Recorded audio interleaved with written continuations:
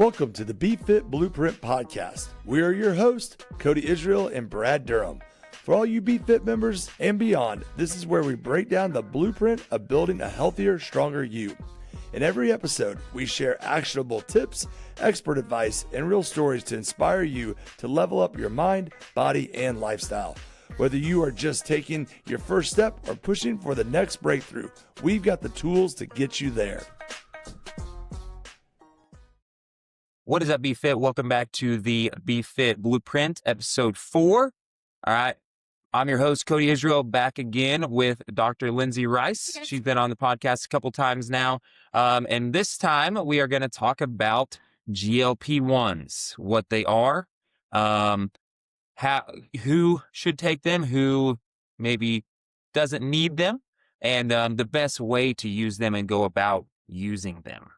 Okay, so we're just going to get right into it, all right, and start talking about what are GLP-1s, Lindsay? Okay, so GLP-1s, you're actually talking about two different medications for the most part. GLP-1s, are a medication that we use to treat diabetes, but in the diabetic studies, they noticed, oh, look, these people are losing weight. And the two main ones that are out now that we use for weight loss, and I think that's kind of what our focus is today. So real quick, so they weren't originally intended for weight loss? No. Oh, yeah. I didn't know that. Yeah, no. There was, when they were doing the studies, when they started on with exenatide, which would have been like 10 years ago, 12 years ago. Haven't GLP-1s been around for like 20 years? They've been around for a long time, yeah. And so with the first generation ones, like, oh, look, everybody's diabetes got better. And look, they lost a little bit of weight without really trying to. And then over time, they have evolved just like we do in pharmaceuticals, and kind of tailored them. And so they are still specifically a diabetic med, but we have found these other benefits from them. The two main ones that we use for weight loss, actually one of them is semaglutide. That one is just a GLP-1, and it works on one part of this glucose cycle to help these certain receptors in various places of the body. The other one we talk about a lot is tirzepatide. Tirzepatide is the newer generation, and we still have a newer one. It's actually a twofold medication. So it's a GLP-1. It's also a GIP, which initially stood for like gastric something peptide, inhibitory peptide, but they have renamed it. It's a glucose-dependent insulinotropic polypeptide. Wow. Yeah, lots of school big words. And it works not only on the same spots with the GIP-1 or GLP-1s, but it also works, to kind of compound those results. And so these different receptors for GLP-1s are already in your body because your body makes GLP-1. Yeah. As with most peptides. Yeah, most peptides. Your body makes this already, but the one your body makes has a very short half-life. It lasts like 2-3 minutes. Okay. The ones we've developed from a pharmaceutical standpoint, they last for quite a while because most of these are given once a week. That's what I was going to say. Is that why and I'm sure there's different protocols, but I think, a lot of times you hear about the one shot a week. Yeah. Yeah. And so for these two, the semaglutide and the tirzepatide, you are looking at a weekly injection. Okay. So the main reason they were, I guess, developed is for diabetes. Yeah. What other conditions or anything is it used for, or are there any other conditions that it's used for in the medical realm, I guess? So we use them for diabetes because they do a couple of things. The main way they work in the setting of diabetes is it actually kind of pushes your pancreas to release more insulin. But the beauty of these medicines is that it doesn't push your pancreas to increase insulin unless there's glucose in the bloodstream. So you don't have the problems with low blood sugars that you can have with other diabetic meds. So it works there. Okay. It works essentially when food hits your gut is when your body is supposed to release them. But they also work on places in your brain. Yeah. And helps a lot with what a lot of people have termed this food noise. Yeah. And that's a relatively new term but it Yeah, I makes think it's sense very- to me. yeah, I'm like, yeah. oh, I know what this is. It's, do I eat the donut? Do I Were you not eat the thinking about it a donut? lot? I'm thinking about it. How many calories have I had? Did I work out enough for those calories? You know, all of the vicious diet culture mumbo jumbo Yeah. that's stuck in our heads a lot. So it works in our brain. It actually, the tirzepatide has some positive benefits on our bones. So, Oh, really? yes, I read about this last night. I read this study where it is showing that it kind of increase your osteoblast, so it builds bone by decreasing, and also decreases your osteoclastic, so the breakdown. So theoretically, maybe there's some benefit in that kind of realm. Okay. And so those are kind of the ways that it works for this. But because then with better blood sugar control, we have improved stuff in all of these other realms. It is approved for other things. So we now have an approval if you have coronary artery disease, so you've had a heart attack or you've had to have stents or things like that. There's an approval for these medications to lower your cardiovascular risk. Very similar. There's other classes of diabetic meds that have that as well that are over here. But it's helpful. They're approved in certain kinds of chronic kidney disease to protect your kidneys because, again, if your blood sugar control is better, your kidneys are less strained. Okay. That makes sense. Yep. Tirzepatide went after sleep apnea, and they actually got an approval from the FDA to be approved to treat patients with sleep apnea. It doesn't mean that semaglutide isn't just as effective in that, but tirzepatide went to the FDA and said, here we have the study for sleep apnea. See, this helps. Well, why does it help sleep apnea? I patient asked me this the other day. Well, the main treatment of sleep apnea is weight loss. If you lose weight, the sleep apnea most of the time improves. And so that's now, can that get like I guess misunderstood to like the general public for someone that is, and we'll get to this, that is not overweight and taking tirzepatide as like, do you think that could be misunderstood as like, oh, I'm going to take tirzepatide as a, sleep enhancer versus? I think the internet can tell you anything. Yeah, right? That's true. So there are, there's some smaller studies that show an impact on inflammation. And these can be helpful in that realm. They're not approved for that, but I think a lot of patients kind of outside of my general medical practice that end up on these medications that maybe aren't significantly overweight. When they go see people, they're talking about lowering their inflammatory stuff or just making them feel better in general. There is some use for these medications. It's kind of interesting. Some use for these medications in people with eating disorders. Which it's kind of counterintuitive because with these medicines, if you don't want to eat, you don't have to. Right? It kind of hits that appetite suppression button in your brain. So when I first read that, I thought that doesn't make a whole lot of sense to me. But again, it's the idea that it suppresses that food noise. And so you don't have the negative. It makes me itchy. I was saying, as someone as a coach in the fitness industry, that one doesn't. I don't necessarily like that. I don't know. But that's one of the things. To me, that could almost feed into a eating disorder. That's what I want to, like, what I go to. That's my thinker. But that's another. And I guess it depends on, addiction. The person that gets it. But that's very interesting. Okay, so going back to the, I guess, medical side of things for someone who is obese and gets prescribed this, like, is there a protocol? Like, do they typically start with like a lower dose and then get worked up and then get worked down off of it? If it's perfect. Okay. And there are a lot of nuances and factors to this. In a traditional medical setting, you're going to start off on a low dose. And the way I like to do it is if we escalate, we only escalate if we need to. Because we have found that you don't necessarily have to be on these big doses to do this. But if you notice, my appetite is starting to come back. I'm starting to notice more hunger when I shouldn't be hungry. You should be hungry at breakfast and lunch and dinner. Then escalating the dose is reasonable.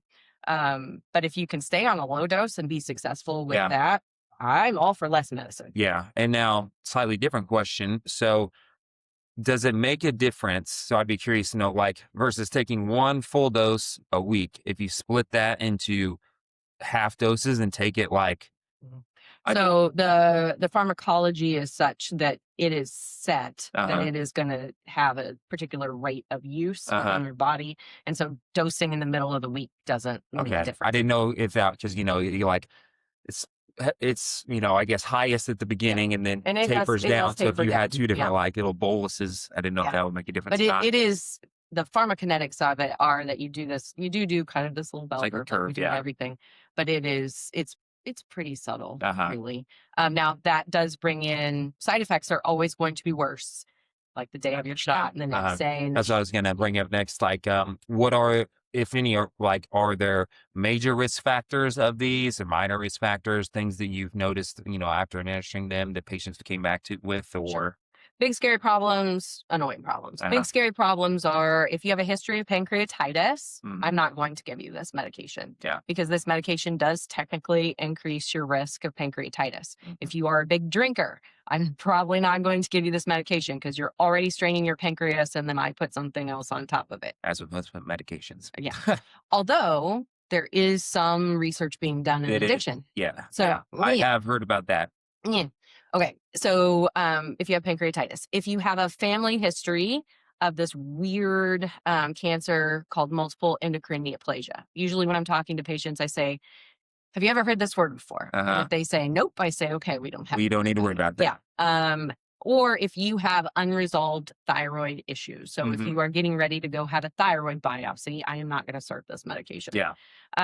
Because there are some potential questions about whether or not there's a contributing factor to a certain kind, a very rare kind, but a certain kind of thyroid disease. So those are the big, kind of the more common, big, scary things that I think about. And then common side effects. So it slows your gastric emptying. You feel full faster. You feel full longer. Yeah. So if you have really bad reflux, if it's uncontrolled even beforehand, it'll get worse. You may have to watch that. You'll have nausea. You can have vomiting. I've heard of. Yes. I've heard of that. And it's intense. Yes, it can be very intense.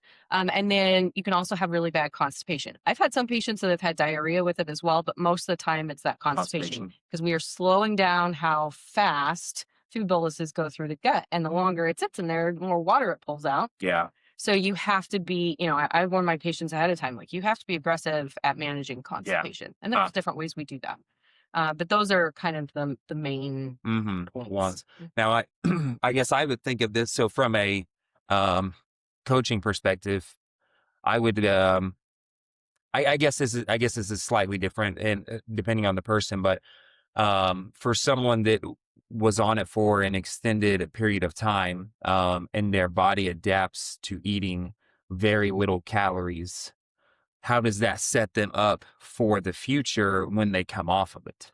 So we are now in this conundrum because we're really not certain if people should stay on it long term because we have 20-year studies on the safety of using it. We don't have 20-year studies on patients that have been on it for 20 years. Yeah. It doesn't exist yet. So I can't say like, oh yeah, you can be on this forever. Yeah. But if you stop it, a vast majority of patients will regain weight. Yeah. But the but is they seem to do better and not have that problem if you taper off rather than abrupt cessation, which brings in an insurance issue. And we can talk about that later. But if you can try and taper people down, that can be helpful. There are a lot of patients that will go to a maintenance, meaning they'll either cut their dose down or they'll take it every 10 days or every 2 weeks. Push it out and just having that little bump there every so often also seems to help with maintenance. Okay.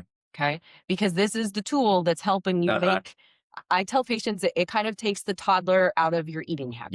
Yeah. I would say the biggest thing with that is, as someone is on this, ideally, I would imagine they are focusing on changing their eating habits and, getting away from the things that got them to that current place they were at before getting on the medication. That is what we want. Yeah, that's what I said. Ideally. When I have patients come in, we spend some time talking about what our goals are. And if your goal is just, well, I just want the number on the scale to go down, we have some things to talk about. Because the other problem with these medications is that if not done correctly, you can lose just almost as much muscle in the process as you do fat. So the number on the scale goes down, but you end up a weaker human. That's not the goal. And so I like to do this in the setting where we are meeting frequently. I talk about the same boring nutrition stuff that I can talk about in my short 20 minutes a day. I really encourage patients to work with a nutritionist, a good one. Yeah. Yeah.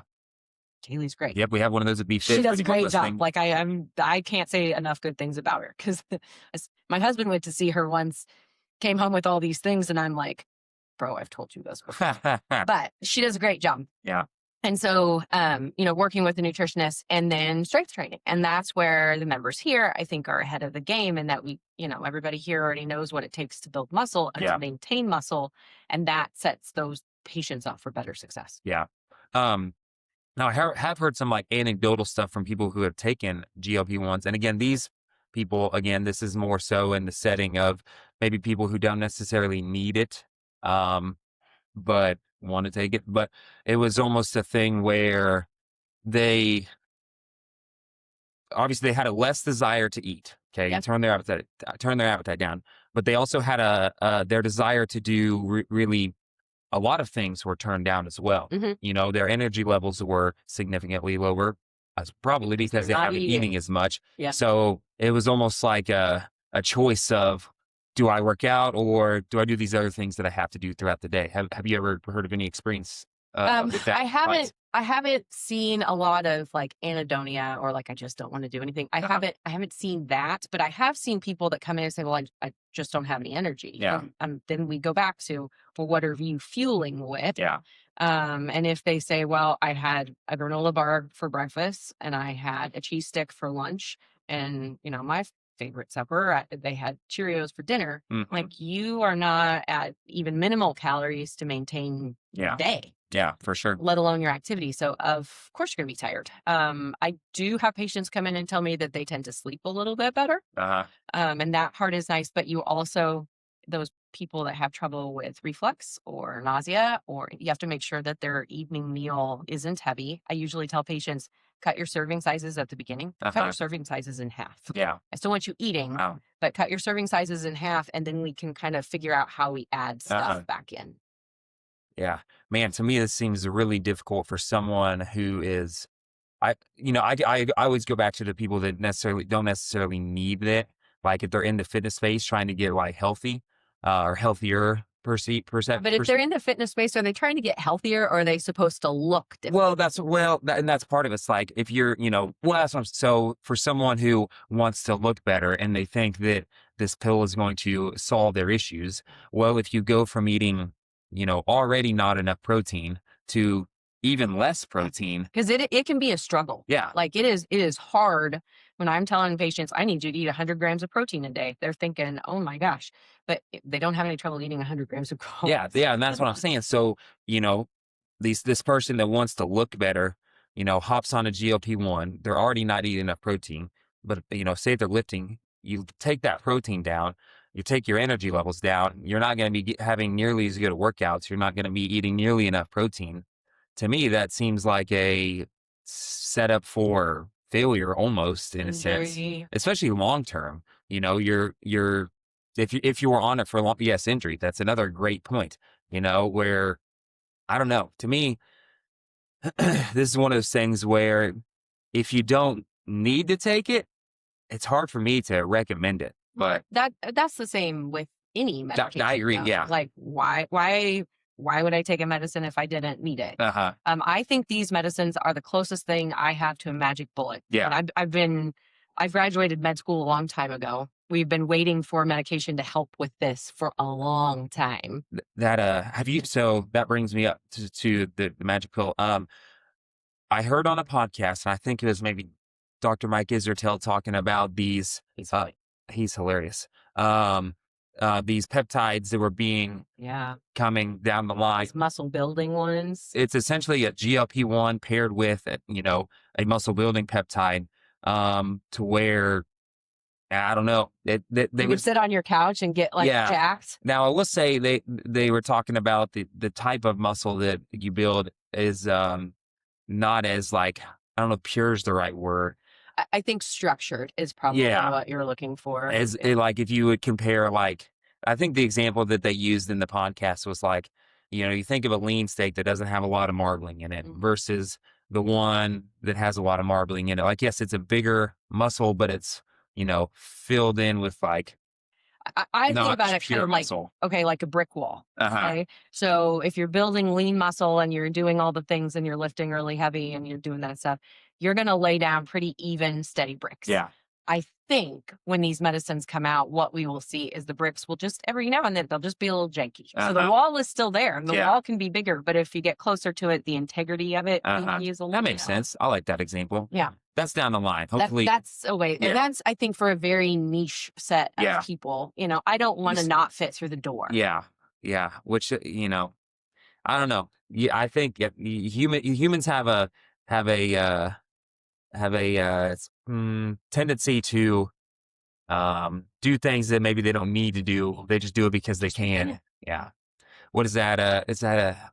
That's Jurassic Park. Whenever he's science doesn't often ask, should we, but can we? Along those lines. It's kind of where we're at right now, I think, with a lot of things. Okay, so going back to the GLP-1s, as a doctor, do you? And I think what you're going to say. Do you push alternative methods first before going to the GLP-1 route? Yes, but most of the people that come and talk to me about this, they have. I mean, like my patients come in, they have really tried. Yeah. They have tried all these things. I am asking, so what diets have you done? Which I think is part of the problem, but it's a separate issue. What diets have you done? They have tried 12 different diets, and I have a lot of patients that say, well, I walk a lot. Now, trying to get my patients into doing some strength training or some lifting, that's more complicated. And there's a lot of limitations to people being able to do that. But, I have patients when they come in and they are 30, 40, 50, 60, 100, 200 pounds overweight, they have tried before. Yeah. And so, yes, I want you to do it the right way. I want you to see what you can do, without needing this ridiculously expensive medication. Yeah. But most of the people that I talk to have already tried those things. And this can be almost like a kickstart. A kickstart or a way to see some success, because I think it would be, well, actually, I know that it is exceptionally frustrating to grind and grind and grind and grind and, not losing weight or, not see the changes that you want to see. Yeah. And with these medications as a tool, you can see results and you can see results fairly quickly. Yeah. But again, when I'm monitoring people on this, I'm telling them I want no more than 2 pounds a week. Now on my patients that have a substantial amount of weight to lose, it's a little different, right? Yeah. But most of the time I want 1 to 2 pounds a week, because if we lose it 1 to 2 pounds a week, you're also more successful at maintaining that weight loss. Yeah. We don't want the Ozempic face. People talk about that. You don't want to lose so much muscle mass that your cheeks are like sunken in, super snatched. And that's just the biggest thing to me. I know the weight loss is very significant, or not. The weight loss is, yes, but also the muscle loss is very significant. It could be 40% of your weight loss if you are not smart about it. Yeah. And it's still going to be there even if you are smart about it. Yes, but you can counteract a good chunk of that percentage, by doing all the other right things. And I guess that's just what I'm afraid of, hesitant of, is, if they're not doing these things, yes, we are making and I'm not talking about in my next sentence, I'm not talking about the obese that need to lose 100 pounds, the ones that need to lose the 20, 30, 40 pounds down the line. Are we making them more frail, or less resilient to things that come at them because of the muscle loss, because of the other things? Theoretically, you could, and particularly when I'm talking, my typical patient is going to be, it's a woman plus or minus 10 years from my age. In the vast majority of my practice, I see a lot of women, but when I'm talking to women my age or older, I spend a lot of time talking about how we're going to maintain your muscle mass, because your muscle mass is your savings account for the future. This is how you are the grandma that's playing with the kids on the floor, not the one that can't get up from the floor. And these medicines can have an impact on that. Both being able to allow you to do that, because even with a 5 or a 10% weight loss, your knees, your hips, your ankles, all those things feel better. Yeah. And so you're more able to go and play. Uh-huh. But I still have to have you strong enough to get up off the floor. Yeah. Yeah. And I guess that's true. I guess like whenever we're talking about these, I think of the population that's like not quite there to where they quote need them, versus you see probably a lot more people that do probably need them more. Well, think about the U.S. population. That's true. 70% of the U.S. population is overweight or obese. 70%. Yeah. And so, that means that it's very common. However, it's not normal. not normal, but very common. Yeah. And so and then I look at the percentage of patients that doctor a lot. Uh-huh. How often do you go to the doctor, Cody? I think you don't go quite enough, because I think you need to go once a year just to make sure you have a relationship with someone. I went last year. When you were sick. No. Or when you had Actually, I went last year for a wellness check. Okay, there we go. So But before that. Yeah, it had been a while, right? So, but the people I see once a month, every 2-3 months, every 6 months, those are people with lots of chronic health problems. Yeah.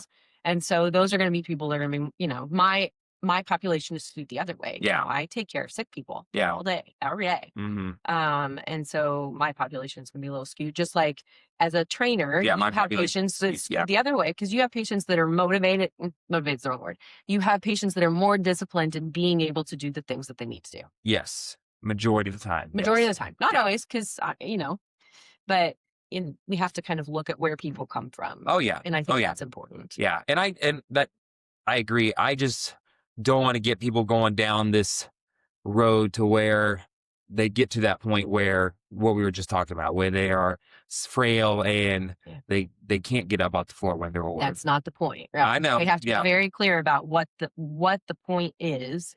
And if we do it right, it can be done, and it can be very, very successful. I've had patients that have done beautifully well with it.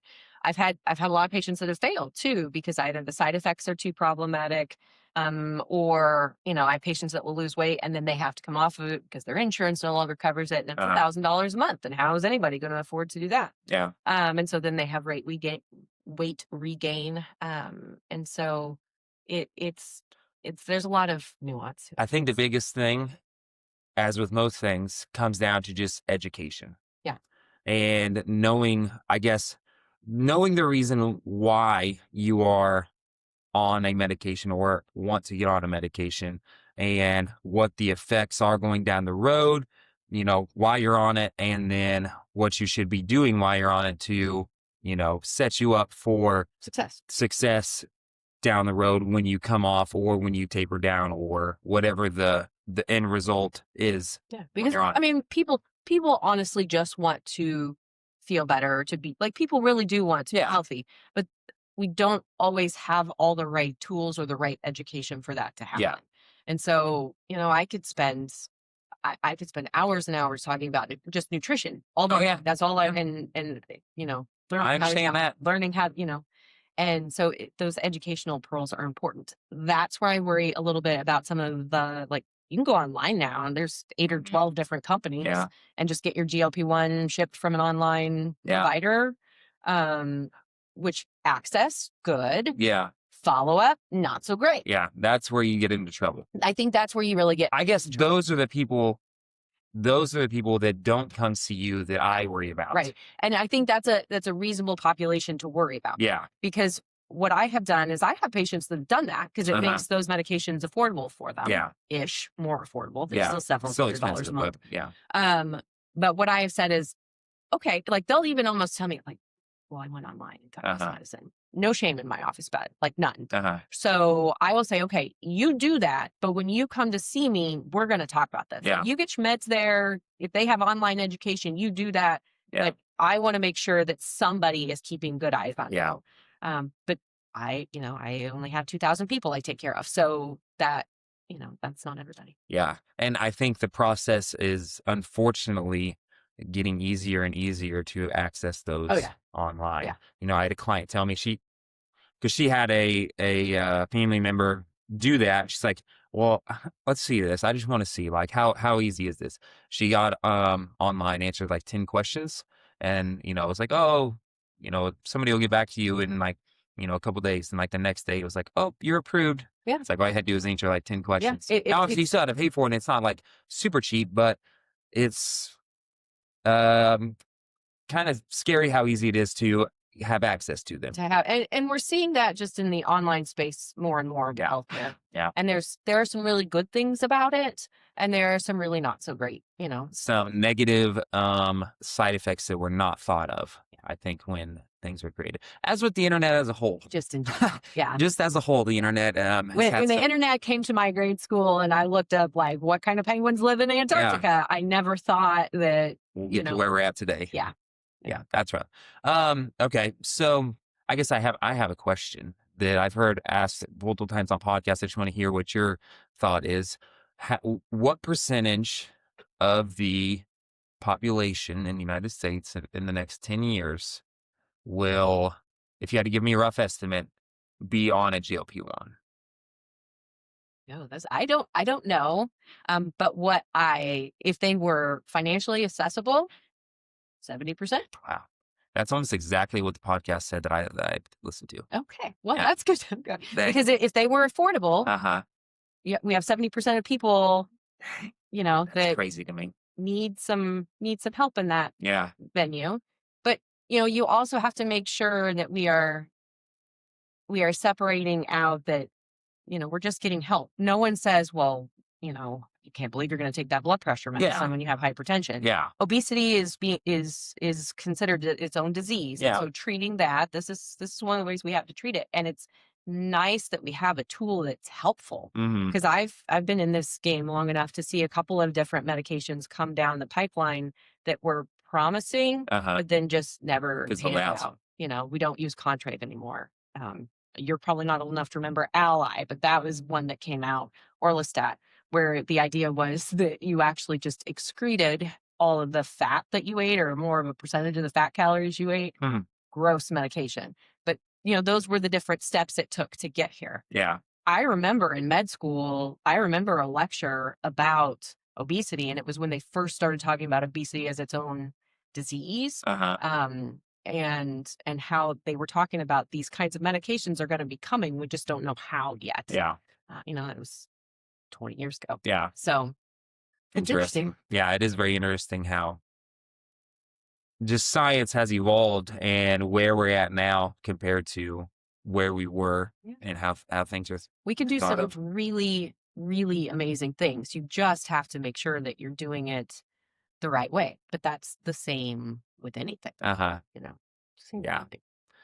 Okay. Well, I think that pretty much wraps up everything we need to talk about GLP-1s, unless there's anything you got. Nope. I think just you'll see newer and newer generations. So there's a third generation retatrutide that's a triple action. It is, I think you can find it in the peptide pharmacy things, but there's no commercial. So that's coming. And then of course the muscle building ones. Yeah. And who knows how long it'll take for those to now for those patients, but here's a neat use for those. Okay, so I have my sarcopenic older lady that needs some muscle. I don't care what the muscle looks like. That would help her protect her from a fall. Yeah. I also, and this is probably just a personal thing. When that comes out, I just think it's going to, the effects of someone just taking a pill and getting these results, like what is that going to do mentally? Like you take the hard work out of the results, and then I don't know, it doesn't mean as much, I don't think. It doesn't necessarily mean as much, but it's still going to prevent you from being in a nursing home. Yeah, no, I agree. But I always think of what are the other effects that might have? I don't know yet. And that's interesting, right? Yeah. It's an interesting thing to sit and think about, and risk versus benefits. Everything I do is risk versus benefit. Yeah. So something to ponder, I guess. There's lots of pondering, but it has been, to see it kind of first come to market, and then to see what has happened because it's just been on the market. Has it been 2 years, 3 years? My nurse can tell 5 years, because she has done so much paperwork for prior authorizations and stuff on this. She can tell you exactly when we started doing this. Yeah. Yeah. Well, thank you, Lindsay, for coming back to the BFIT Blueprint, and that wraps up the episode 4. And we will see you guys next time.